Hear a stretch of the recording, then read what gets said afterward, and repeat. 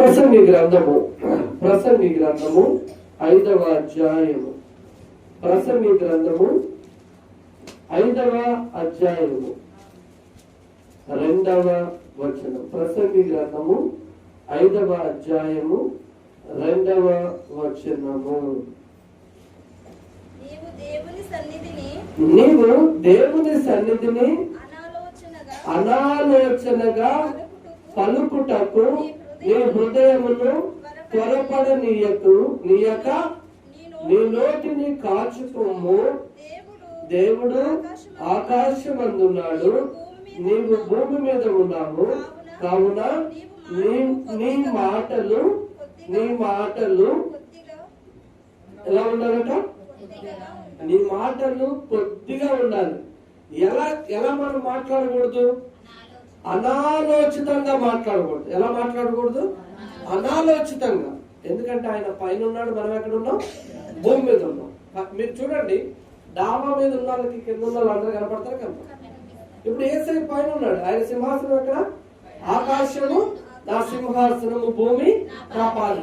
ఆకాశం మీద సింహాసనం ఆసీనుడై ఉన్న యేసయ్యకు భూమి మీద ఉన్న వాళ్ళందరూ అందరూ అందుకనే యేసయ్య ఏమన్నారు? అనాలోచితంగా మాట్లాడకూడదు. ఎలా మాట్లాడకూడదు? అనాలోచితంగా. అంటే ఆలోచించకుండా ఏం మాట్లాడకూడదు. ఎదుటి వ్యక్తులతో మాట్లాడేటప్పుడు ఆలోచించి మాట్లాడాలి. కొంతమంది చూడండి, చూస్తూ ఉంటాం మనం, ఏదన్నా చిన్న డిస్కషన్ మొదలైంది అనుకోండి, ఇంకేముండదు, వరద. ఏముంటది? వరదే. అనాలోచితంగా ఇది మాట్లాడకూడదు. ప్రియమైన దేవుని బిడ్డలారా, అది ఎక్కడ? దేవుని సన్నిధిని అనాలోచనగా పలుకుటకు నీ హృదయమును నీ నోటిని ఏమంటున్నాడు? కాచుకోవాలి. నేను ఇంకొకటి కూడా చెప్తా ఉంటా. చాలా మంది డబ్బులు అడిగినప్పుడు,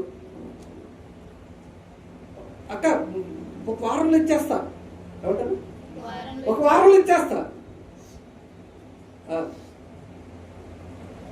వారం అయింది, 2 వారాలు అయింది, 3 వారాలు అయింది. అనాలోచితంగా మాట్లాడుతూ ఉంటాం. ప్రియమైన దేవుని సన్నిధిని, ఎవరి సన్నిధిని? మనం అనుకోవచ్చు, మనం దేవుడు మన మధ్యలో ఎక్కడ ఉంటాడండి, దేవుడు మన మధ్యలో ఎక్కడ ఉంటాడు అని మనం అనుకోవచ్చు. అసలు మనం ఎవరో మీకు తెలుసా? ఎప్పుడైనా ఆలోచించారు? మనం ఎవరో? ఒకటి ఆయన సృజించిన, ఓకే బాగుంది. ఇంకా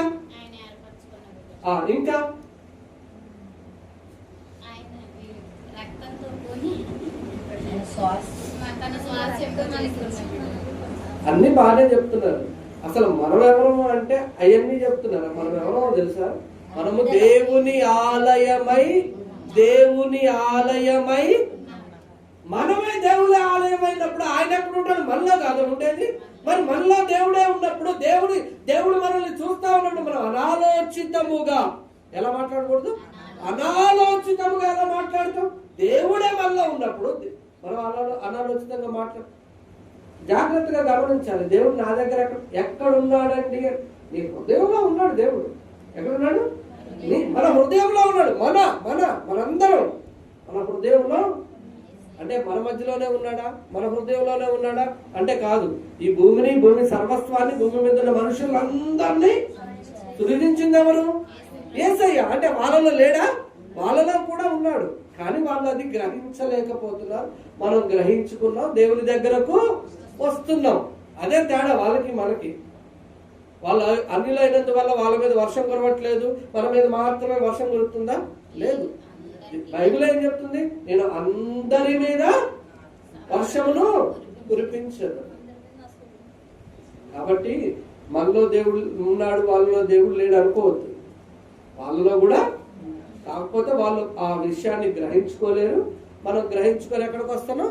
ఆయన పాదాల చెంతకు వచ్చుతున్నాం. అందుకనే మనము అనాలోచితం నీ నోటిని కాచుకోవాలి. ఏం కాచుకోవాలి? నోటిని కాచుకోవాలి. కొంతమందిని చూస్తూ ఉంటాం, చిన్న ఉండదు, పెద్ద ఉండదు. నోరు ఎంత మాట మాట్లాడితే అంత మాట మాట్లాడేస్తారు. ఎన్నో సందర్భాల్లో మేము అమ్మగారు నేను అనుకుంటాం, ఏంటి వీళ్ళు ఇట్లా మాట్లాడుతున్నారు, ప్రేమైన దేవుని బిడ్డ. అందుకనే లాస్ట్ లైన్ ఏముంది, కావున నీ మాట కొద్దిగానే ఉండాలి. బైబిల్ ఇంకోటి కూడా చెప్తుంది, నీ మాట అవునంటే కాదంటే అంతే మాట్లాడు. ఇస్తానంటే ఇవ్వు, లేదంటే లేదు. అంతేగాని ఇవాళ ఇస్తా, రేపిస్తా, ఎల్లుండి ఇస్తా, ఒక వారం ఆగిస్తా. ఇస్తావా? లేదురా, నాకు ఇచ్చే ఉద్దేశం అంతే. నీ మాట అవునంటే కొద్దిగా ఉండాలి. బైబిల్ ఇంకోటి కూడా చెప్తుంది, విస్తారమైన మాటలలో దోషముండును. విస్తారమైన మాటలలో. అందుకనే బైబిల్ ఇంకో మాట కొడుతుంది, ముసలమ్మ ముచ్చట్లు కట్టి పెట్టి. ముసలమ్మ ముచ్చట్లు అనగానే ముసలోళ్ళే చాలా మంది పొరపాటు పడుతూ ఉంటారు. అక్కలు చెల్లెలు ఉంటారు కొంతమంది, పని అయిపోయిన తర్వాత ఒకటే పని, ఇంకే పని ఉండదు. ఏ పని? ఏమో పని అయిపోతే ఆమె పక్కన పని చేసుకుంటున్నా కానీ ఆమె దగ్గరికి వెళ్ళిపోద్ది చెప్తాను. ఏమవుతున్నా బాగున్నావు, ఏం కూర బాగు, అక్కడ నుంచి స్టార్ట్ అయిద్దండి. ఏం కూర దగ్గర నుంచి స్టార్ట్ అయింది. ఇక మన నాలుగు ఎక్కడ తిరిగిద్దో తెలుసా? మొత్తం మన లక్ష్మీనగరం, భద్రాచలం, కొత్తగూడెం, ఖమ్మం, హైదరాబాదు, ఇక అసలు మనకు తెలిసిన ఊర్లన్నీ తిరిగి వచ్చేస్తా ఉంటది. నీ మాట కొద్దిగా ఉండాలి. మాట కొద్దిగానే ఉండాలి. జాగ్రత్త, మన నోటి మాట వలన నీవు పట్టబడదు అని చెప్తుంది బైబిల్. నీ నోటి మాట వలన నీవు పట్టబడదు.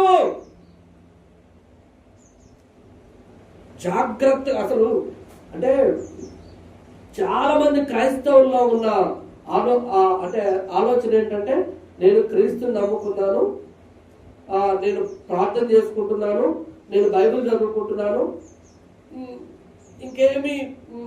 ఇంకేం పర్లేదు అనే ఆలోచన. దయచేసి ఆ ఆలోచనలో నుంచి బయటకు రండి. ఆ ఆలోచన వద్దు. అర్థమవుతుందా? ఆ ఆలోచన వద్దు. మనం క్రైస్తవులు అయినంత మాత్రంలో మన నోరు జాగ్రత్తగా ఉండకూడదా? బైబిలే చెప్తుంది, నీ నోరు జాగ్రత్త, అనాలోచితముగా ఏది మాట్లాడద్దండి, ఏది మాట్లాడద్దు. ఇప్పుడు నోరు మాట్లాడుతుందంటే నోట్లో ఏముందన్నట్టు? నోరు మాట్లాడుతుందంటే మన నోరు ఇప్పుడు 2 పదాలు మాట్లాడతాయా? మీరు ఆలోచించండి. ఏముంది? నాలుగుంది. నాలుక చాలా జాగ్రత్త. నాలుగుతో కొత్త నిబంధన గ్రంథంలో నాలుక గురించి చెప్తూ మళ్ళీ వెనక్కి వద్దాం. మళ్ళీ వెనక్కి వద్దాం. కొత్త నిబంధన గ్రంథం యోహాను రాసిన మొదటి పత్రిక, యోహాను కాదు, పేతురు గారు రాసిన పత్రిక.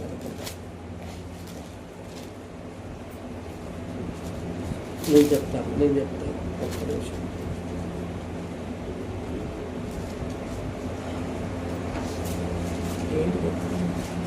నాలుక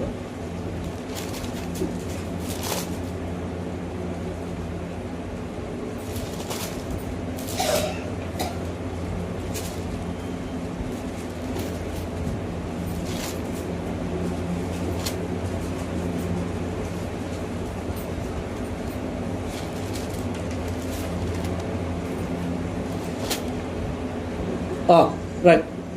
యాకోబు రాసిన పత్రిక 3వ అధ్యాయం. యాకోబు రాసిన పత్రిక 3వ అధ్యాయము 6వ వచనం చూడండి. నాలుక అగ్నియే, నాలుక మన అవయవములలో ఉంచబడిన పాప ప్రపంచమై సర్వ శరీరమునకు మాలిన్యము కలుగజేయచ్చు, ప్రకృతి చక్రమునకు చిచ్చు పెట్టుచున్నది, అది నరకము చేత చిచ్చు పెట్టబడును. 8 ఏ నరుడును నాలుకను సాగు చేయలేరుడు, అది మరణకరమైన విషయముతో నిండినది, అది నిరర్గళమైన దుష్టత్వమే. ఏమంటున్నాడు యాకోబు గారు? అది నిరర్ధకమైన దుష్టత్వము. ప్రియమైన దేవుని బిడ్డలారా, అది దేనితో నిండిందట? దేనితో నిండింది? విషముతో నిండిపోయిందట. విషముతో నిండింది. నాలుక దేంతో పోలుస్తున్నారు? విషము. ఇంకా చాలా అద్భుతమైన విషయాలు నేను రాసుకొని వచ్చాను, చూదురు కానీ. నాలుక గురించి బైబిల్ గ్రంథంలో ఏమేమి రాసి పెట్టి వచ్చాను. ప్రియమైన దేవుని బిడ్డలారా, నాలుకని ఎవ్వరు సాధు చేయలేరట.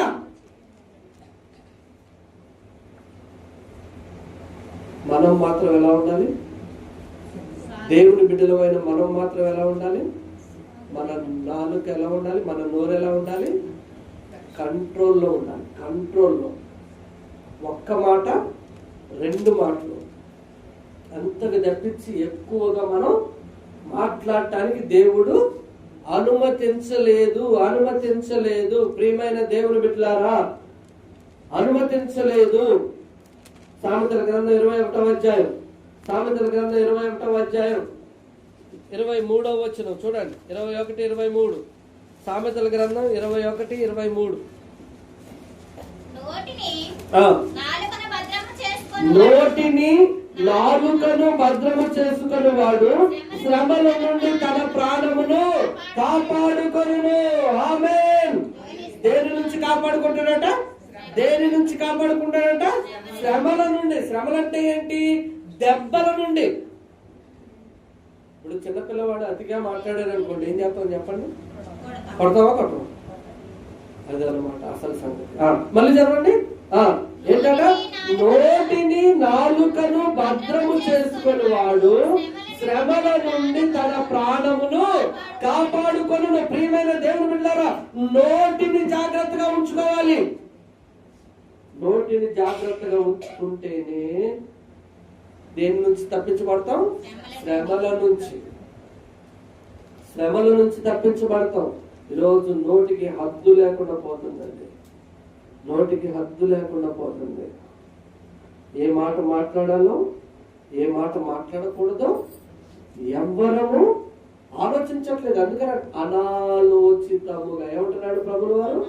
అనాలోచితంగా మాట్లాడద్దు. నువ్వు సనగొద్దు. ఇశ్రాయేలీయులు ఏం చేసి నాశనం అయిపోయారు?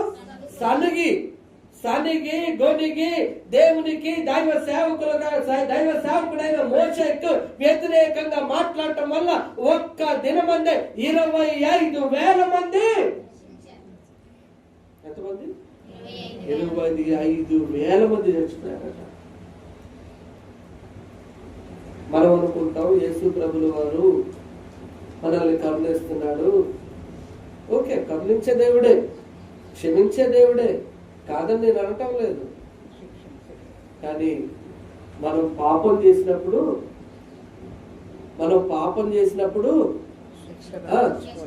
శిక్షకు పాత్రులం. గుర్తుపెట్టుకోండి. ఎప్పుడు శిక్ష తప్పించుకున్నాం? మనం యేసయ్యను ఎరగక ముందు, యేసయ్య తెలవక ముందు చేసిన పాపాలన్నిటినీ యేసయ్య సిలువలో ఏం చేశాడు? క్షమించేశాడు, కొట్టివేశాడు, వాటినన్నిటినీ కడిగేశాడు. రైట్, బాగుంది, అక్కడి వరకు ఓకే. కానీ తెలిసిన తరువాత, యేసయ్య ఎవరో తెలిసిన తరువాత, దేవుని గురించి తెలుసుకున్న తరువాత, యెహోవా దేవుని గురించి తెలుసుకున్న తరువాత, నీ మనసు మార్చుకున్న తరువాత మరలా ఎప్పుడైతే పాపం చేస్తామో ఖచ్చితంగా శిక్షకు పాత్రమవుతాం. ఇశ్రాయేలీయులకి ఆజ్ఞలన్నీ ఇచ్చారా లేదా? మీరు శుక్రవారాలు పెట్టినారు కదా. ఆజ్ఞలు, పాపం చేసినప్పుడు, అపరాధం చేసినప్పుడు ఏంటి, పాపం చేసినప్పుడు ఏంటి, తప్పు చేసినప్పుడు ఏంటి, వాటన్నిటినీ ఓకే ఆయన ఏం చేశారు? క్షమించుకుంటూ వచ్చారు. ఎప్పుడైతే ఇశ్రాయేలీయులు యెహోవా దేవుని మీద తిరుగుబాటు చేశారో ఎప్పుడే ఏం చేశాడు? ఎవరెవరైతే తిరుగుబాటు చేశారో వారందరినీ, మీకు తెలుసా, ఒకనొక సందర్భంలో మోషే గారికి వ్యతిరేకంగా కోరహు కుమారులు ఇంకా కొంతమంది కొన్ని వందల మంది మోషేకు ఆపోజిట్ లో నిలబడ్డారండి. మిమ్మల్నే దేవుడు పిలిచాడా? ఎవరన్నారు? మిమ్మల్నే దేవుడు అన్నదే వారి నోటితోని అనాలోచితంగా మాట్లాడిన మాట. ఆలోచించలేదు వాళ్ళు, అనాలోచితంగా మాట్లాడిన మాట. ఏమంటున్నారు? నిన్నే దేవుడు పిలుచుకున్నాడా? మమ్మల్ని పిలవలేదా? మాతో మాట్లాడలేదా అని అన్నారట. అంతే. యెహోవా దేవుడికి కోపం వచ్చేసింది.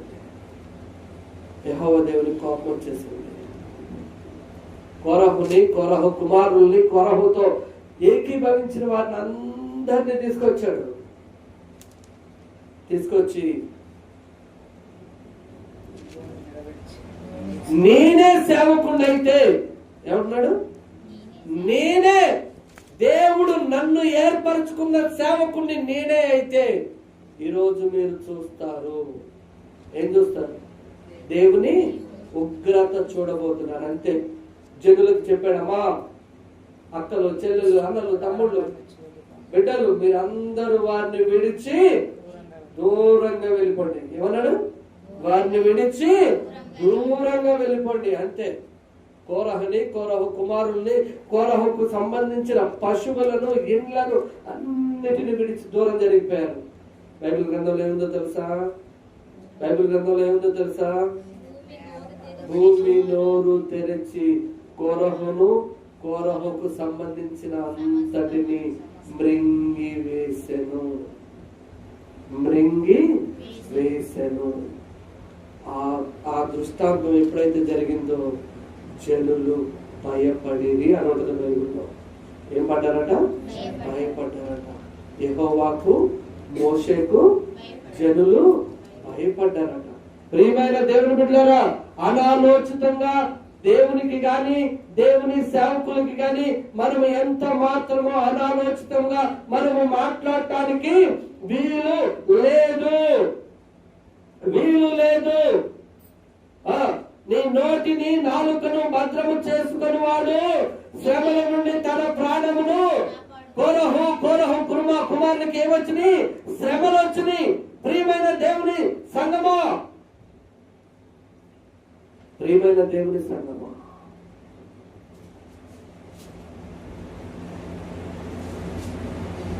దేవునికి వ్యతిరేకమైనది ఏ ఆలోచన చేయడానికి వీలు లేదు.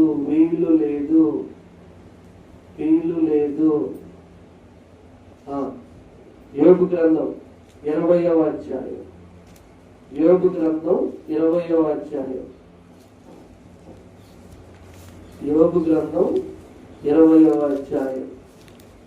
12వ వచనం చూడండి. చెడుతనము వారి నోటికి ఎలా ఉందట? తీయగా ఉంది. వారు నాలుక క్రింద దేన్ని దాచిపెట్టారు? చెడుతనాన్ని దాచిపెట్టారంట. ప్రియమైన దేవుని బిడ్డలారా, నాలుక కింద ఏముంది? చెడుతనం ఉన్నది.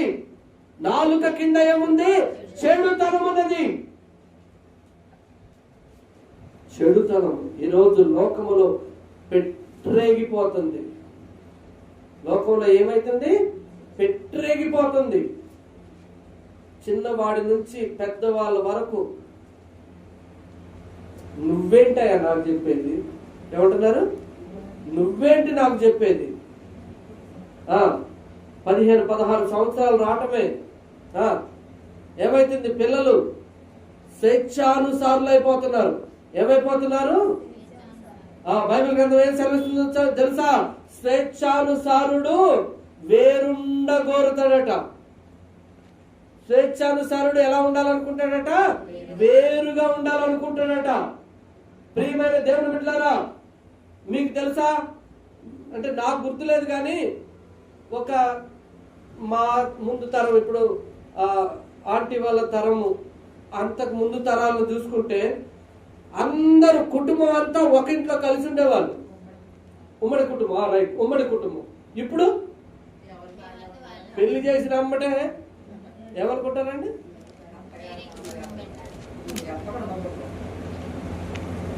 ఎవరు ఉండకూడదు, ఎవరు ఉండాలి? ఇద్దరే ఉండాలి.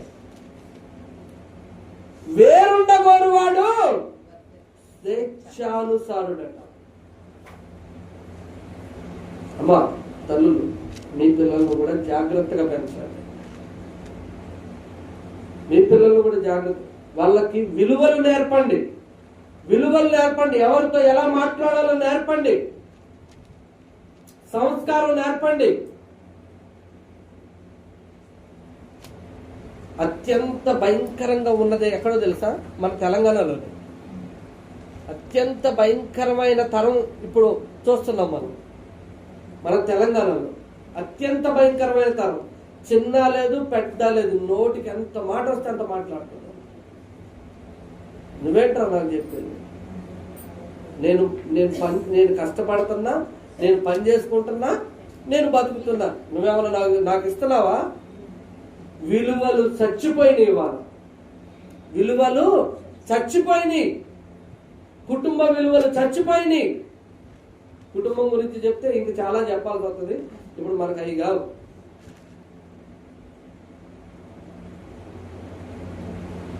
మన బిడ్డలకు చిన్ననాటి నుంచి మీరు నేర్పించండి, ఎవరితో ఎలా మాట్లాడాలి, ఎవరి దగ్గర ఎలా మసులుకోవాలి.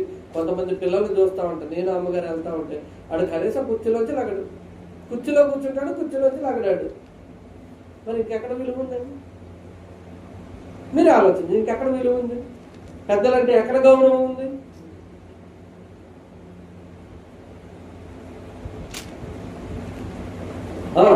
చెడుతనము వారి నోటికి ఎలా ఉందట? తీయగా ఉంది. ఆ చెడుతనం ఎక్కడ పెట్టుకున్నారట?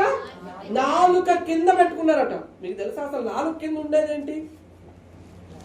మీరు ఎప్పుడైనా ఆలోచించారా? ఇప్పుడు మన నాలుగు ఉంది కదా, నాలుగు కిందే ఉండదు. ఆలోచించండి. మీకు ఉమ్ము వస్తుందా నోట్లో? ఎక్కడి నుంచి వస్తుంది ఉమ్ము? నాలుగు కింద నుంచే. తల్లులు చెల్లెళ్ళు. దాన్ని ఏమంటారు తెలుసా? దాన్ని ఏమంటారంటే లాలాజలము అంటారు. ఏమంటారు? ఇప్పుడు లాలాజలం ప్లేస్ లో ఏమొచ్చేసింది? చెడుతనం వచ్చిందట. వాళ్ళ నాలికల కింద పెట్టేసుకున్నారట. ఏం పెట్టుకున్నారు? చెడుతనాన్ని వాళ్ళ నాలికల కింద పెట్టుకున్నారట. వాస్తవంగా మన నాలుక కింద ఏమి ఉండాలంటే లాలాజలం ఉండాలి. అది ఏం చేస్తుందో తెలుసా? మన నాలుకని, మన గొంతుని తడుపుతా ఉంటది. దానివల్ల ఎండాకాలం మనం సర్వైవ్ అవుతా ఉంటాం. సర్వైవ్ అంటే ఏమంటుందని బ్రతుకుతాం. ఆ నాలుక కింద ఆ లాలాజలం లేదనుకోండి చచ్చిపోతాం. ఎందుకంటే అది రాకపోతే మన నాలుగు తడవదు, నోరు తడవదు, గొంతు తడవదు. కానీ చాలా మంది ఎలా మారిపోతున్నారంటే నాలుక కింద ఏం పెట్టుకుంటున్నారు? చెడుతనమును పెట్టుకుంటున్నారట. ప్రియమైన దేవుని బిడ్డలారా, మనలో ఎంత మాత్రము ఉండకూడదు. క్రైస్తవుడిలో ఎంత మాత్రము చెడుతనం ఉండకూడదు. ఒకవేళ ఎవరైనా వచ్చి నువ్వు నా పక్షంగా మాట్లాడు, లేకపోతే నేను చచ్చిపోదాం, చంపేస్తారా? మన కోసం ఏం చేస్తున్నాడు దేవుడు తెలుసా? అంటే హతసాక్షుల కోసం దేవుడు ఎదురు చూస్తున్నాడు. ఇంకా కొంతమంది రావాల్సింది ఉంది, ఆగండి అంటున్నాడు దేవుడు. చూద్దామా? అది చూసి మళ్ళీ వెనక్కి వచ్చేద్దాం. ప్రకటన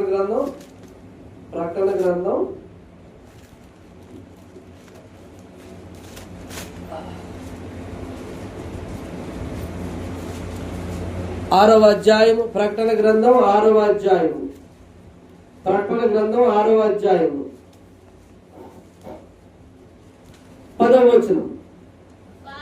వారు నాదా సత్యతో 9వ వచనం చూడండి.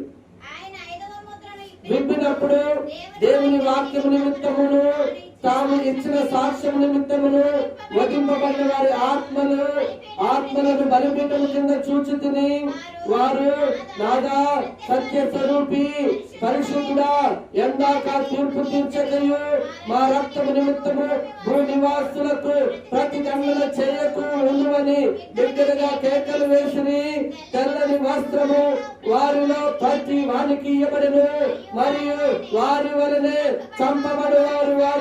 చంపబడబోవు వారి సహదాసుల యొక్క సహోదరుల యొక్క లెక్క పూర్తి వరకు ఇంకా కొంచెం కాలము విశ్రమింపవలెనని వారితో చెప్పబడిన. ఇంకా కొంచెం కాలం ఆగండయ్యా, ఇంకా రావలసిన వారు, హతసాక్షులు కావలసిన వారు, నా బలిపీఠము కిందకి రావలసిన వారు ఇంకా ఉన్నారు.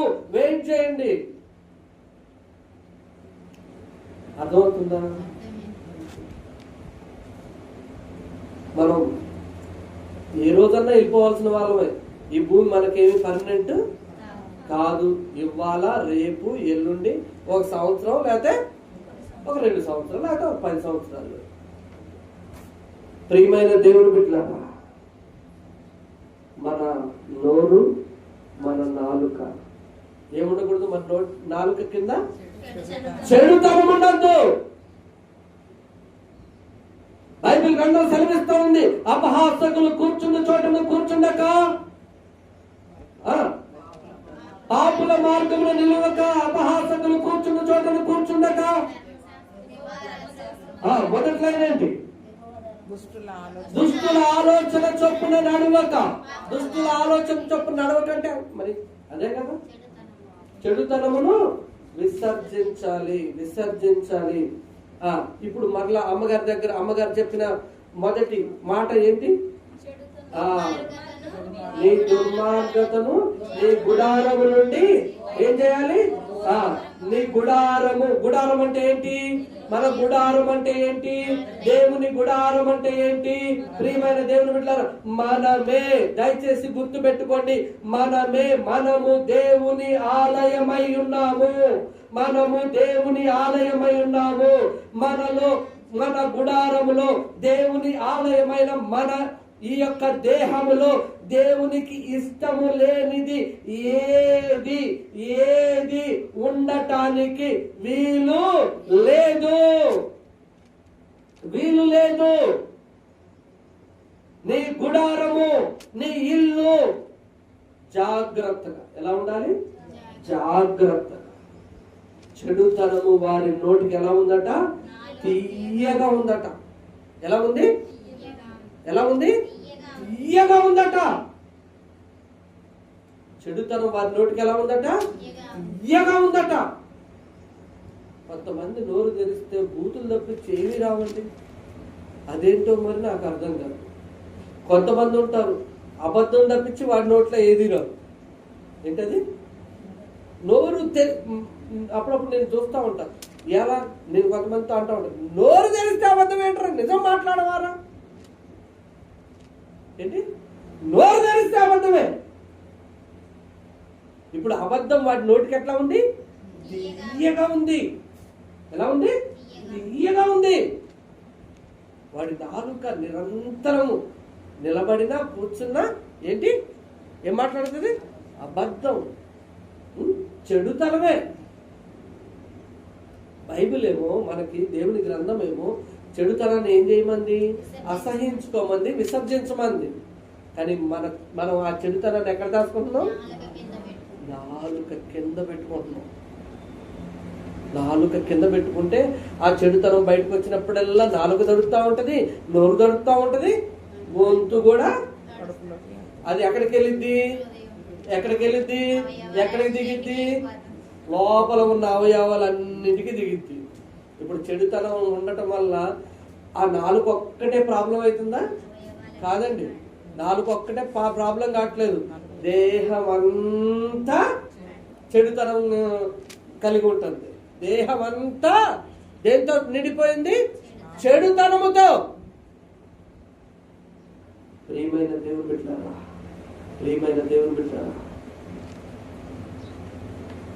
మీ అందరికీ పరిచయం ఉన్న ఒక వ్యక్తిని గురించి చెప్తాను. మీ అందరికి పరిచయం ఉన్న ఒక వ్యక్తి